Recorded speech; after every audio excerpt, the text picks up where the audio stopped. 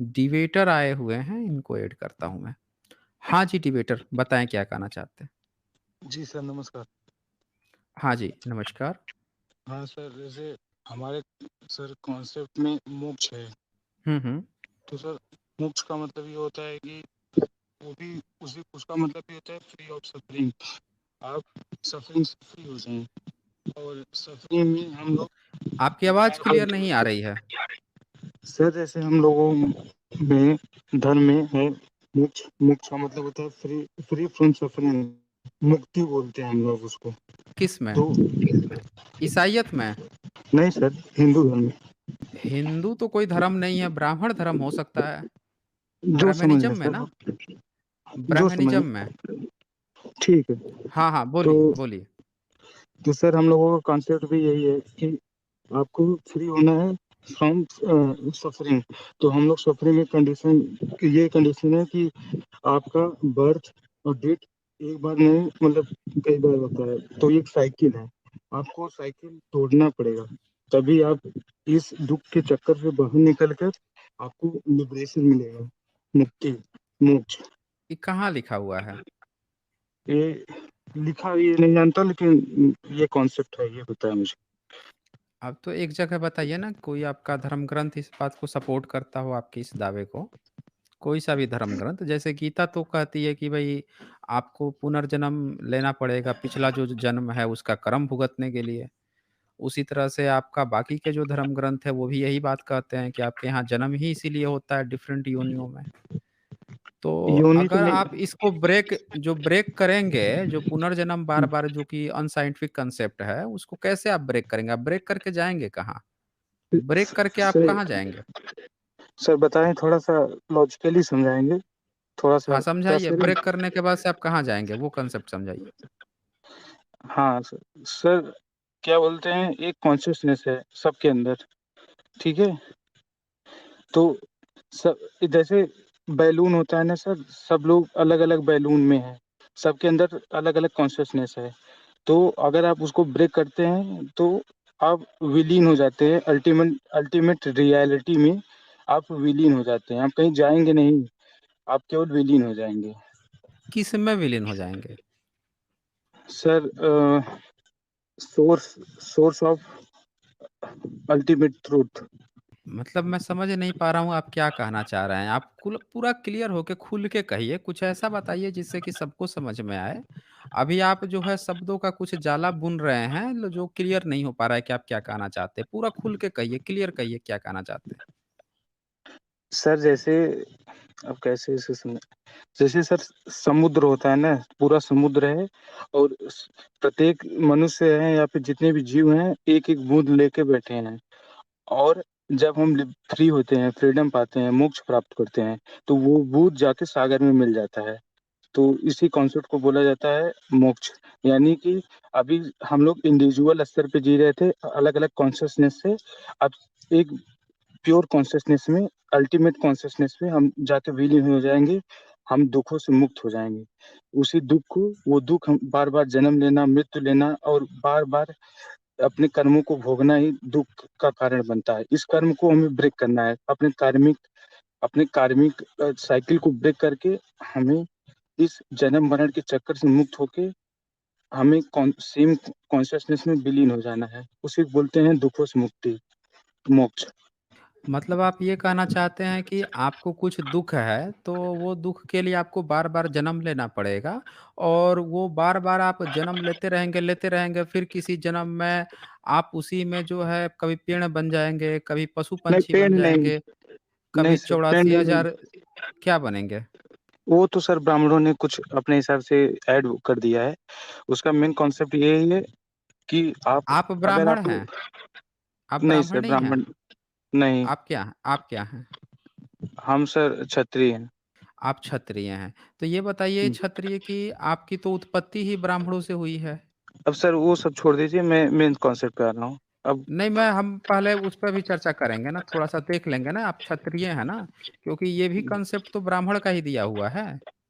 ये भी जो कांसेप्ट ब्रह्म है आपका क्षत्रिय वाला जो आप नाम ले रहे हैं, ये ठीक है सर, कांसेप्ट भी मनुष्य हूँ सर, कोई क्षत्रिय हाँ, नहीं हूँ। हाँ, ये ज़रा ठीक। पढ़िए तो ये आदि पर्व में जो है ये 64 सर्ग है। ये पढ़िए तो ये जो हाइलाइटेड किया है मैंने, इसमें क्या लिखा है क्षत्रिय का? ये तो संस्कृत में पूर्व काल नहीं, स में हाइलाइटेड किया है मैंने। पढ़िए। पूर्व काल में पूर्व काल में जम दिग्नंदन परशुराम ने 21 बारी पृथ्वी को क्षत्रिय रहित करके उत्तम पर्वत महेंद्र पर तपस्या की थी। जब मृगेंद्र नंद ने इस लोकों को क्षत्रिय शून्य कर दिया था, क्षत्रिय नारियों पुत्रियों की अभिलाषा से ब्राह्मणों की शरण शरण ग्रहण की थी।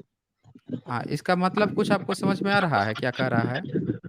वो सर एक कहानी चलती है कि परशुराम ने 21 बार क्षत्रिय को विहीन कर दिया था, शायद उसी से रिलेटेड है। तो आगे इसमें ये भी लिखा है ना कि क्षत्रिय नारियों ने पुत्र की अभिलाषा से ब्राह्मणों की शरण ग्रहण की थी। तो क्षत्रिय नारिया का जब क्षत्रियो पुरुष का तो उसने नाश कर दिया, तो नाश कर दिया तो नारी जो है वो पुत्र अभिलाषा से ब्राह्मणों की शरण ग्रहण की थी। इसका क्या मतलब है? ज़रा इसको बताइए। सर परशुराम एक फिक्शनल कैरेक्टर है सर, ब्राह्मणों ने जानते हैं आप गौपुर गाथा लिखी है तो उसी में से है। अब क्या उसको मैं जस्टिफाई नहीं कर पाऊंगा। अच्छा, ये अगला एक सेंटेंस लिखा है महाभारत का, ये भी आदि पर्व का है, हाइलाइटेड है। इसको भी एक बार पढ़ दीजिए, फिर हम इसकी चर्चा करते हैं। चलिए सर ठीक है। राजन उन सहस्त्रों क्षत्राणियों ब्राह्मण धर्म से गर्भ धारण किया है और पुनः क्षत्रिय कुल की वृद्धि लिए अत्यंत बलशाली क्षत्रिय कुमारों तथा कुमारियों को जन्म दिया। इस प्रकार तपस्वी ब्राह्मणों द्वारा क्षत्रियों गर्भाशय धर्मपूर्वक क्षत्रिय संतान की उत्पत्ति और वृद्धि हुई थी। वे सब संतानें दीर्घायु होती है। वह ब्राह्मण देवता अब तो बहुत ही कठोर गाथा जाते हैं। सर समझ गया सर। क्या मतलब है, थोड़ा समझा दीजिए एक बार सबको। अब सर ये ऐसा हिंदी लिखा है कि समझ में नहीं आ रहा, बस समझ गया ये लोग क्षत्रिय को का भी मतलब गरिया दिए हैं ब्राह्मण लोग, यही है। मतलब ब्राह्मण कह रहा है कि आज के जितने भी क्षत्रिय हैं, उन सबके हम्म। बाबूजी ब्राह्मण ही है। ब्राह्मण तो ये कह रहा है। हाँ सर, अब कह रहे हैं ना सर, इसमें हम क्या डिबेट करें आपसे, ये अ, सब। अच्छा ठीक है, अब एक चीज़ ये बताइए कि हम्म। कितने क्षत्रिय जो हैं, उन्होंने ब्राह्मण ग्रंथों को लिखा है? कि क्षत्रियों का नाम बताइए जिन्होंने ब्राह्मण ग्रंथों को लिखा है? अच्छा सर ये बताइए, कैसे आपको पता वो ब्राह्मणों ने ही लिखा है? हाँ, मैं इसीलिए तो आपसे पूछ लिया ना कि आप उन नहीं नहीं, क्षत्रियों का नाम जैसे बताइए जिन्होंने ब्राह्मण ग्रंथ लिखे हैं, जैसे नाम जैसे बताइए। वेद जैसे वेद लिखा है तो वेद में कहाँ लिखा है? कोई दूबे चौबे नब्बे छब्बे नहीं लिखा है। कहीं कोई किसी जाति का नाम आप भी दिखा दीजिए कि इस धर्म को इस दूबे चौबे छब्बे नब्बे ये लोग लिखे हैं। कहीं उनके जाति का नाम नहीं आता कि चलो, जैसे वाल्मीकि वो रामायण कोई लिखा है ना तो उसका जात क्या है ये थोड़ी पता है हम लोगों को। तो आप कैसे मान लिए कि ब्राह्मणों ने ही वेद वोद लिखे हैं? और उनकी जात के बारे में तो बताइए, क्यों कौन कौन से ब्राह्मण हैं? दुबे चौबे नौबे छब्बे सुकुल तिवारी पाणे कौन वाले? देखें, आपने जो मैंने प्रश्न किया, जेन्युइन प्रश्न किया, उसका आपने उत्तर नहीं दिया। ये पूरा नहीं लिखा है सर्वविदित सर, है कि तो सुनिए क्षत्रियो ने मेरी नहीं। ध्यान से सुनिए। ब्राह्मणों ने ही वेद कर दावा किया कि वेद जो है, संस्कृत जो है हमारा जन्मसिद्ध अधिकार है। हम ही संस्कृत में पढ़ते थे या पढ़ाते थे। उनके सारे धर्म ग्रंथ जितने हैं, जिसको आप आए हैं बचाने के लिए, उस धर्म की एबीसीडी भी ब्राह्मणों ने लिखी है। मनुस्मृति में तो साफ साफ लिख दिया है कि भाई ब्राह्मण ही पढ़ेगा पढ़ाएगा, और क्षत्रिय को पढ़ने का अधिकार नहीं है। गीता में भी यही लिखा है, तमाम उनके धर्म ग्रंथ में यही बात लिखी है कि क्षत्रिय को पढ़ाने का अधिकार नहीं है। पढ़ तो लेगा, पढ़ाएगा भी उसको ब्राह्मण ही। तो पढ़ाने का, लिखने का काम जो है क्षत्रिय का नहीं था, ना वैश्य का था। शूद्र को तो पढ़ने-लिखने कुछ का अधिकार नहीं। तो सारा काम ब्राह्मण ने किया। आप जिसकी धोती बचाने आए हैं, वो ब्राह्मण धर्म है, ब्राह्मणिज़्म है। आपका इसमें कुछ भी योगदान नहीं है। आप एक उधारी का धर्म बचाने आए हैं। इसीलिए मैंने आपसे पूछा है कि एक भी क्षत्रिय का नाम आप बता दीजिए, जिसने आपका ये ब्राह्मण धर्म लिखा हो, जिसने जीवन-मरण की बात बताई हो, जिसने कुछ किया हो, जिसने कभी लिखित कुछ लिखा हो। अरे! आपको तो ये भी नहीं पता होगा कि आपके क्षत्रिय जो हैं, वो किस भाषा लिपि में लिखते पढ़ते थे। ब्राह्मण ने सारा ये काम किया है ना, आप तो उसको बचाने चले आए हैं। सोच रहे हैं कि हम ब्राह्मण को कह देंगे कि ब्राह्मण ने ये किया, वो किया, वो कह भी देंगे, क्षत्रिय को भी बचा ले जाएँगे। नहीं भाई साहब। ब्राह्मण जो है उसकी इतनी पावर है कि महाभारत में ये खुलेआम लिखता है कि आज के जितने क्षत्रिय हैं, ये देखिए क्या लिख रहा है, राजन उन सहस्त्रों क्षत्राणियों ब्राह्मणों ने गर्भ धारण किया, ब्राह्मणों से गर्भ धारण किया। ये सीधे-सीधे लिख रहा है कि जितने क्षत्राणियों की थीं, क्षत्रियों की जितनी बीवियाँ थीं, औरतें थीं, सबको ब्राह्मणों ने गर्भवती किया। ये खुलेआम लिख रहा है। आज तक किसी माई के लाल की हिम्मत नहीं हुई कि जाके एक प्रश्न उठा दे ब्राह्मणों से कि भैया तुम हमारे कैसे जैविक पिता बन गए? क्या तुम लोगों ने तुम्हारे हम अवैध संतानें हैं? आज तक नहीं है। आप उल्टे आए हैं बचाने के लिए उसको। आप उसको गाली भी तो दे रहे हैं, लेकिन आप बचा तो उसी का धर्म रहे हैं। आपका धर्म कहाँ है? जैसे मान लेते हैं इस्लाम हो गया, ईसाईयत हो गया, उनके सबके अलग-अलग हैं अपने। बौद्ध हो गया, जैन हो गया, इनके अपने अलग-अलग हैं। आपका कुछ भी अलग नहीं है। आप किसी क्षत्रिय का नाम बता दीजिए जिसने किसी क्षत्रिय धर्म की स्थापना की हो। कभी कोई नहीं कहता क्षत्रिय धर्म क्योंकि सब जानते हैं कि ब्राह्मण धर्म पूरा ए टू ज़ेड ब्राह्मणों ने लिखा है। तो आप जिसको बचाने आए हैं वो ब्राह्मण धर्म है और वो तो सीधे-सीधे आपको गाली दे रहा है। आपको अवैध संतान बता रहा है। आप उसी को बोल रहे हैं कि क्या है, क्या नहीं है? बताइए मुझे। बोलिए। हाँ सर, ये अब सब ये सब काल्पनिक, ये है ना? महाभारत ये सब तो। तो हाँ, सब काल्पनिक है तो उसी तरह से जो आप जीवन-मरण की बात कह रहे हैं ना, वो सब भी काल्पनिक है। वो सब भी ब्राह्मणों का दिया हुआ है। साइंस में कोई पुनर्जन्म नहीं होता है। साइंस में कोई पुनर्जन्म एक बार इंसान को ज़िंदगी मिलती है, मिलने के बाद से खत्म हो जाती है, खत्म बात हो जाती है।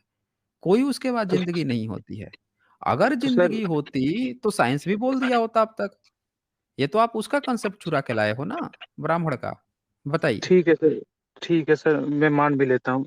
तो आप मुझे एक लॉजिक और बता सकते हैं थोड़ा, कि जब ये पूरा भारत, जब बुद्धिस्ट यूनिवर्सिटियाँ चलती थी, सब पढ़े लिखे रहते थे, तो ब्राह्मणों ने आपको बेवकूफ़ बनाया, आप कैसे बन गए बेवकूफ़? ये नहीं समझ में आ रहा है मेरे को मुझे। कैसे वो 2% ब्राह्मण आके बोले तुम शूद्र बन जाओ, तुम क्षत्रिय बन जाओ, और सब लोग उसके लट्टू हो गए उसके पीछे। और इतना पढ़ा लिखा समाज, इतना विकसित समाज, एक ब्राह्मण आके बोल रहा है मेरा धर्म मानो, सब लोग मानने लगे पीछे पीछे। ये कैसे हो गया सर?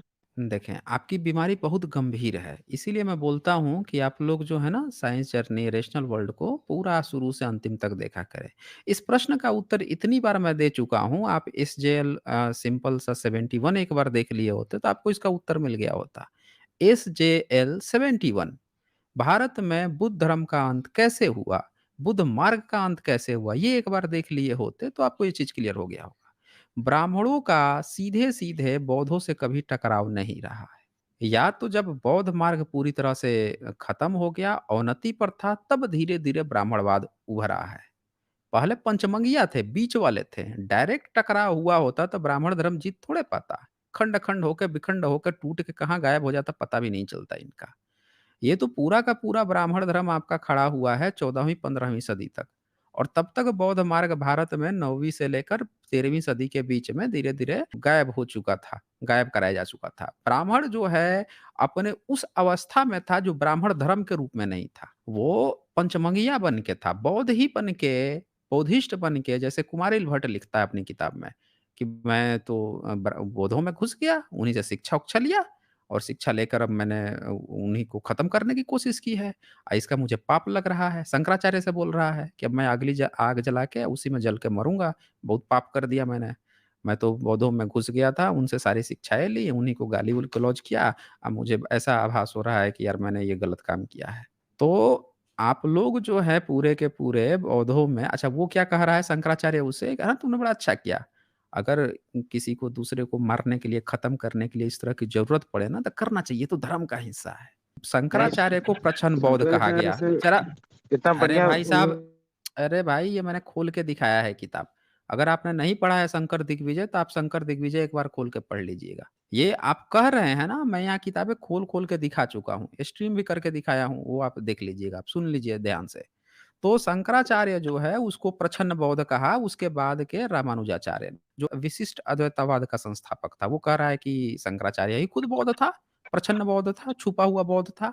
उसकी मूर्ति जो बनी थी केदारनाथ में, वो बुद्ध की तरह स्पर्श मुद्रा में बनाई गई थी।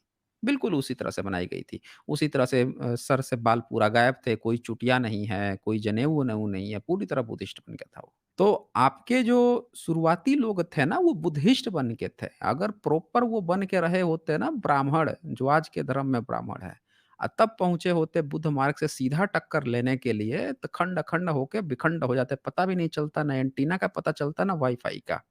आप जो क्वेश्चन दागे हैं ना, उसका सटीक उत्तर ये है कि बुद्ध मार्ग जो है, तब तक धीरे-धीरे खत्म हो रहा था अवनति पर, और उसके खत्म हो जाने के बाद उसकी चीज़ों पर इन लोगों ने कब्ज़ा किया है।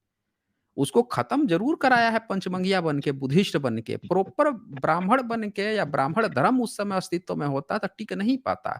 कोई नहीं टिक पाया, जैन मार्ग नहीं टिक पाया, आजीवक से लेके जितने सब थे, सब के सब इनकी ब्रांच बन के रह गए थे, बौद्धों के। एक कोई ऐसा ब्रांच नहीं था जो इनसे बच पाया हो, भारत का कोई जो इनसे स्वतंत्र आइडेंटिटी रखता हो। सब के सब इनसे पूरी तरह से जुड़ गए थे, सब इसी में समाहित हो गए थे। कोई नहीं बच पाया था। ब्राह्मण धर्म की मजाल है कि वो बच जाता, और बुद्ध का जन्म 2600 साल पहले, शंकराचार्य आ रहा है 9वीं सदी में। कितना साल का? 9 और 6 1500, 1500 साल तक। कहाँ था 1500 साल तक ब्राह्मण धर्म? अगर ब्राह्मण धर्म में इतना दम था, आप 2% की बात कर रहे थे ना, 2% ब्राह्मण आके कह दिया था, 1500 कहाँ था 1500 साल तक ब्राह्मण?